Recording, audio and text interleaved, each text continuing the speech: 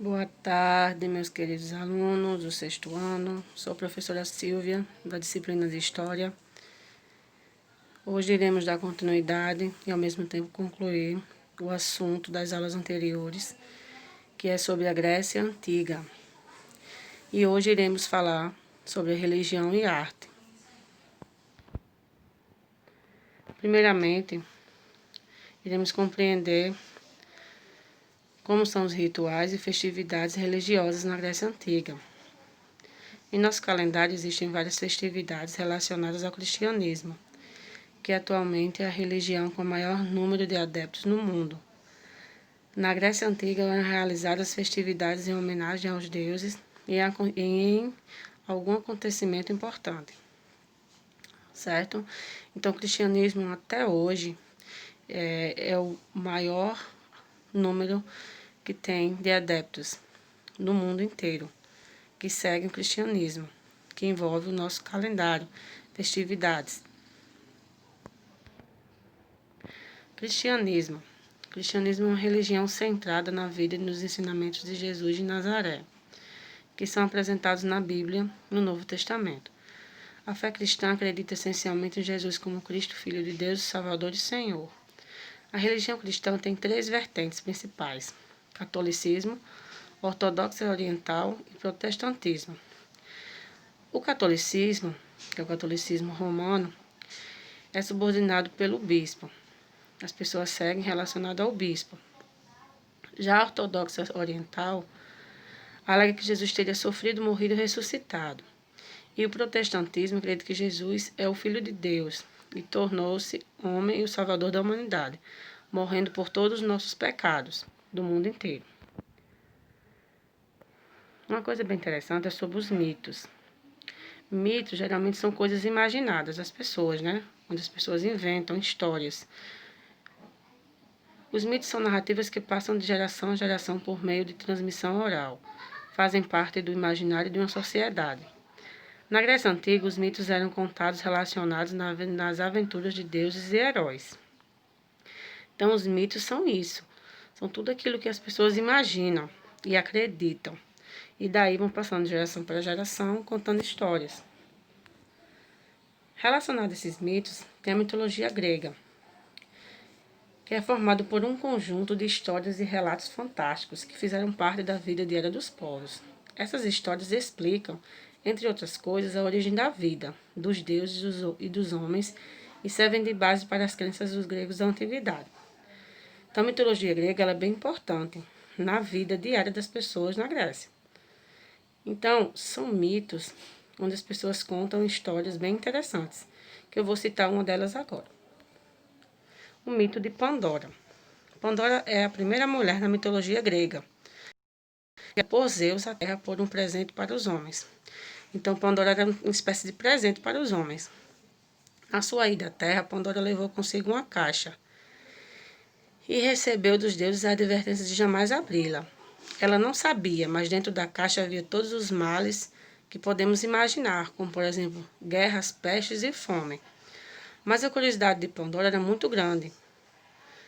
Teve um momento que ela abriu a caixa, deixando escapar tudo que havia dentro dela, tudo de ruim que havia dentro dela. Ela ainda tentou consertar o erro, né? Fechou a caixa, mas era tarde demais. A única coisa que restou para todo mundo foi a esperança. Esse daí foi um dos mitos. Existiram outros tipos de mitos. Outra coisa bem interessante na Grécia Antiga é a arte, que eu até já tinha citado alguns aspectos de arte na Grécia Antiga, na aula anterior. Então, aqui está relacionado às esculturas, o realismo nas esculturas. A escultura é a mais conhecida e a estátua estudada manifestação artística grega. As primeiras esculturas começaram a ser produzidas em grande quantidade, com o surgimento das polis. Lembram das polis que eu citei? Que são comunidades que seguem seu próprio governo? Geralmente as esculturas eram feitas de pedra, como também de bronze e mármore. E o tema mais importante dessas esculturas era o corpo humano, principalmente o masculino, mas também existiam alguns corpos femininos, certo? A arquitetura, a dimensão humana dos deuses. Os templos na Grécia Antiga não eram locais de culto, pois as orações e os sacrifícios eram feitos nos altares, do lado de fora. Por isso, essas construções eram concebidas para serem vistas do exterior. Então, eram construções que as pessoas não tinham acesso para poder entrar. Eles teriam que ficar na parte de fora desses templos. Como, por exemplo, esse templo da foto, que é as ruínas de Pantenon, em Atenas, na Grécia. Mais um ponto bem interessante eram as pinturas em vasos. Os vasos gregos são importantes fontes de pesquisas para os historiadores. Neles existem pinturas que definem os estilos de vida dos gregos. Os vasos podiam servir para transportar vinho, água e grãos. A imagem a seguir, desse vaso ao lado, mostra uma cena de um episódio da Odisseia, poema que conta a história da volta do herói Ulisses para sua terra natal depois de participar de uma guerra. Então, todos os vasos que as pessoas na Grécia Antiga pintavam era sempre relacionado a alguma coisa que acontecia na vida deles. Eram pinturas de cada fase que acontecia durante sua vida, principalmente algum acontecimento importante, como por exemplo a volta de Ulisses, que foi dessa foto aí, que ele vinha depois de uma guerra, então foi pintado a volta dele no mar, foi pintado um barco com ele dentro. Então é uma foto bem interessante, foi pintado à mão, todos os vasos são assim, mas também esses vasos serviam para isso, para transportar vinho, água e grãos. Pensamento filosófico e ciências. Aqui é relacionado a 3 filósofos, os 3 principais filósofos e suas principais teorias. Então, os gregos confrontavam cada maneira do povo ver, compreender e explicar o mundo. Essa vontade de conhecer o mundo por meio da razão humana fez surgir importantes filósofos na Grécia Antiga, com seus pensamentos e ideias diferentes. Vamos conhecê-los agora?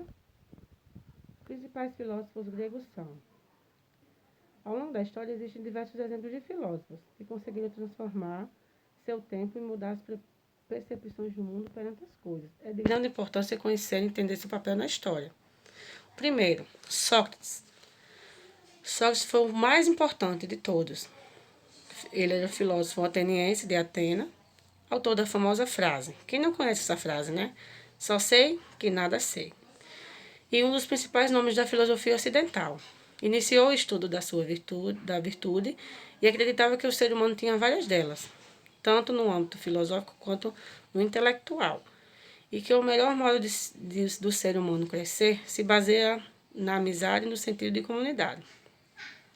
É considerado um dos principais filósofos antigos pela sua influência de ideias que posteriormente vieram a sintetizar os pensamentos de outros filósofos, que são os seus discípulos. Vamos conhecê-los agora, os outros 2. Seu discípulo, primeiro discípulo de Sócrates. Além de ser matemático, foi um dos maiores filósofos da história e fundador da Academia de Atenas. Suas principais referências são a teoria das ideias, do Demurgo e dos princípios, que foram de grande importância para a filosofia natural ocidental. E por último, Aristóteles, outro grande pensador e considerado também um dos principais filósofos antigos, e um dos maiores ao lado de Sócrates e Platão. Seus pensamentos visam a busca pelos sentidos e que estes devem ser o princípio do pensamento filosófico. Também diz que quando observamos e fazemos experimentos, podemos ter maior eficiência na busca por conhecimento. Suas principais ideias eram sobre a democracia, sistematização, metafísica, ética, empirismo e lógica. Então, ele acreditava muito que as pessoas, para ter eficiência em alguma coisa que faz, pela busca do conhecimento, deveriam fazer experiências para ter a certeza. Esse era um dos pensamentos mais importantes de Aristóteles. História e medicina. Um ponto bem interessante também é sobre a história de Hipócrates, que era o gênio da medicina. O desenvolvimento do pensamento racional influenciou no modo de como os gregos narravam os acontecimentos das polis. Cada comunidade grega, né? Cada tentativa de construir a narrativa dos fatos sem recorrer a deuses, heróis ou mitos marcou a história referente às pesquisas e investigação de tudo que envolveu esses acontecimentos. Como eu falei, o principal filósofo foi Hipócrates. Ele afirmava que as causas das diversas doenças eram naturais e não sagradas ou mágicas. Ele foi o primeiro a descobrir como ocorreu a epilepsia, que é uma doença que até hoje a gente, infelizmente, a gente passa por ela, né? Muitas pessoas. Ele descobriu a sua causa, os sintomas, diagnóstico e o tratamento. Lembrando que não tem cura, apenas tratamento. Por fim, a atividade.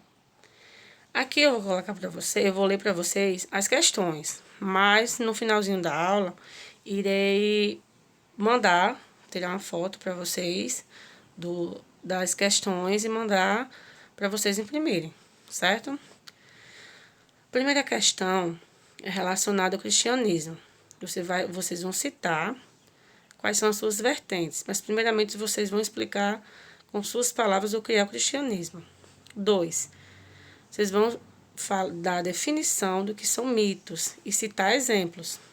3. Como é formada a mitologia grega? 4. Como as esculturas eram feitas na Grécia Antiga? 5. Para que serviam os vasos gregos? 6. Quais são os principais filósofos gregos que eu acabei de citar? Os 3. E 7. Quem era Hipócrates e o que foi que ele descobriu? Qual foi a sua grande descoberta? 8. Qual filósofo foi o fundador da Academia de Atenas? 9. Qual foi a famosa frase do filósofo Sócrates, aquela famosa frase que todo mundo conhece? E 10. Cite um dos principais templos da Grécia Antiga. Então, gente, agora a gente acabou de concluir o assunto da Grécia Antiga. E espero que vocês possam assistir a aula direitinho, com bastante atenção, para poder responder as questões. Qualquer dúvida, vocês podem entrar em contato comigo. Bons estudos!